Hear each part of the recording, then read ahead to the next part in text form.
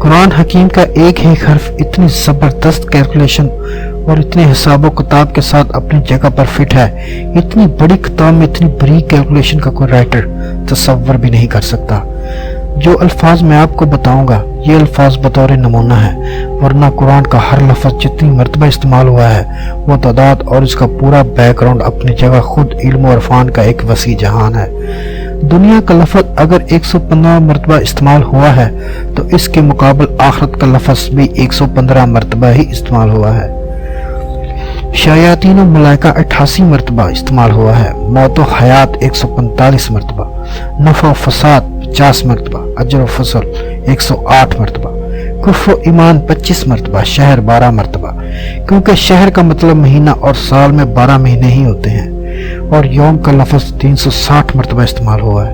اتنی بڑی کتاب میں اس عددی مناسبت کا خیال رکھنا کسی بھی انسانی مصنف کے بس کی بات نہیں، مگر بات یہی ختم نہیں ہوتی۔ جدید ترین ریسرچ کے مطابق قرآن حکیم کے حفاظتی نظام میں 19 کی عدد کا بڑا عمل دخل ہے۔ اس حیران کن دریافت کا صحرا ایک مصری ڈاکٹر راشد خلیفہ کے سر پر ہے، جو امریکہ کی ایک یونیورسٹی میں کیمسٹری کے پروفیسر تھے۔ 1968 میں انہوں نے مکمل قرآن پاک کمپیوٹر پر چڑھانے کے بعد قرآن پاک کے آیات، ان کے الفاظ، حروف میں کوئی تعلق تلاش کرنا شروع کر دیا۔ رفتہ رفتہ اور لوگ بھی اس ریسرچ میں شامل ہوتے گئے، حتیٰ کہ 1972 میں یہ ایک باقاعدہ سکول بن گیا۔ ریسرچ کے کام جو ہی آگے بڑھا، ان لوگوں پر قدم قدم پر حیرتوں کے پہاڑ ٹوٹ پڑے۔ قرآن حکیم کے الفاظ، حروف میں انہیں ایک ایسی حسابی ترتیب نظر آئی جس کے مکمل ادراک کے لیے اس وقت تک کے بنے ہوئے کمپیوٹر ناکافی تھے۔ کلام اللہ میں 19 کا ہندسہ صرف سورہ مدثر میں آیا ہے، جہاں اللہ نے فرمایا دوزخ پر ہم نے 19 محافظ فرشتوں کو مقرر کر رکھا ہے۔ اس میں کیا حکمت ہے یہ تو رب ہی جانے، لیکن اتنا اندازہ ضرور ہو جاتا ہے کہ 19 کی عدد کا تعلق اللہ کے کسی حفاظتی انتظام سے ہے۔ پھر ہر سورت کے آغاز میں قرآن مجید کی پہلی آیات بسم اللہ کو رکھا گیا ہے، گویا کہ اس کا تعلق بھی قرآن کی حفاظت سے ہے، کیونکہ ہم دیکھتے ہیں کہ بسم اللہ کے کل حروف بھی 19 ہی ہیں۔ پھر یہ دیکھ کر مزید حیرت میں اضافہ ہوتا ہے کہ بسم اللہ میں ترتیب کے ساتھ 4 الفاظ استعمال ہوئے ہیں، اور ان کے بارے میں ریسرچ کی تو ثابت ہوا کہ اسم پورے قرآن میں 19 مرتبہ استعمال ہوا ہے۔ لفظ الرحمن 57 مرتبہ استعمال ہوا ہے، جو 19/3 کا حاصل ہے، اور لفظ الرحیم 114 مرتبہ استعمال ہوا ہے، جو 19/6 کا حاصل ہے، اور لفظ اللہ پورے قرآن میں 2699 مرتبہ استعمال ہوا ہے، جو 19/142 کا حاصل ہے۔ لیکن یہاں بقیہ ایک رہتا ہے جس کا صاف مطلب ہے کہ اللہ کی ذات پاک کسی حساب کے تابع نہیں ہے، وہ یکتا ہے۔ قرآن مجید کی سورتوں کی تعداد بھی 114 ہے، جو 19/6 کا حاصل ہے۔ سورہ توبہ کے آغاز میں بسم اللہ نازل نہیں ہوئی، لیکن سورہ نمل آیت نمبر 30 میں مکمل بسم اللہ نازل کر کے 19 کے فارمولے کی تصدیق کر دی۔ اگر ایسا نہ ہوتا تو حسابی قاعدہ فیل ہو جاتا۔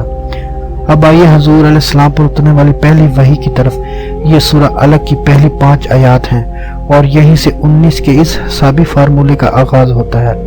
ان 5 آیات کے کل الفاظ 19 ہیں، اور ان 19 الفاظ کے کل حروف 76 ہیں، جو ٹھیک 19/4 کا حاصل ہے۔ لیکن بات یہی ختم نہیں ہوتی۔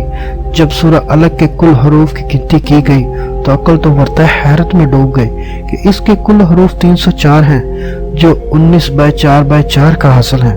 اور سامعین کرام، عقل دیکھ کر حیرت کی تھا گہرائیوں میں مزید ڈوب جاتی ہے کہ قرآن پاک کی موجودہ ترتیب کے مطابق سورہ الگ قرآن پاک کی 96 نمبر سورت ہے۔ اب اگر قرآن کی آخری سورت ناس کی طرف سے گنتی کریں تو اخیر کی طرف سے سورہ الگ کا نمبر 19 بنتا ہے، اور اگر قرآن کی ابتدا سے دیکھیں تو اس 96 نمبر سورت سے پہلے 95 صورتیں ہیں، جو ٹھیک 19/5 کا حاصل ضرب ہیں، جس سے یہ بھی ثابت ہو جاتا ہے کہ صورتوں کے آگے پیچھے کی ترتیب بھی انسانی نہیں، بلکہ اللہ تعالیٰ کے حسابی نظام کا ہی ایک حصہ ہے۔ قرآن پاک کی سب سے آخر میں نازل ہونے والی سورت سورہ نصر ہے۔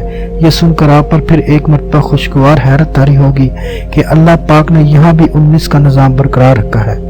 पहली वही की तरह आखिरी वही सूरह नसर ठीक 19 अल्फाज पर मुश्तमिल है। यूं कलाम अल्लाह की पहली और आखिरी सूरत एक ही हिसाबी कायदे से नाज़िल हुई।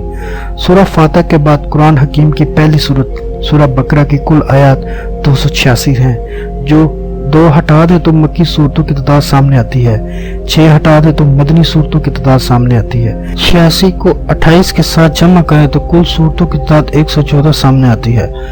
आज जबकि अक्ल खुर्द को साइंसी तरक्की पर बड़ा नाज है, यही कुरान फिर अपना चैलेंज दोहराता है कि हिसाबदान, साइंसदान, हर खास आम, मोमन, काफिर सभी सोचने पर मजबूर हैं कि आज भी किसी किताब में ऐसा हिसाबी निज़ाम डालना इंसानी बसात से बाहर है।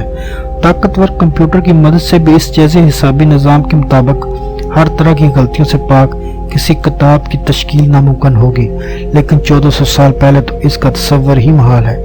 लिहाजा कोई भी सही उलअक़ल आदमी इस बात का इनकार नहीं कर सकता कि कुरान करीम का हिसाबी निज़ाम अल्लाह का एक ऐसा शाहकार मौजज़ा है जिसका जवाब क़यामत तक कभी भी नहीं हो सकता।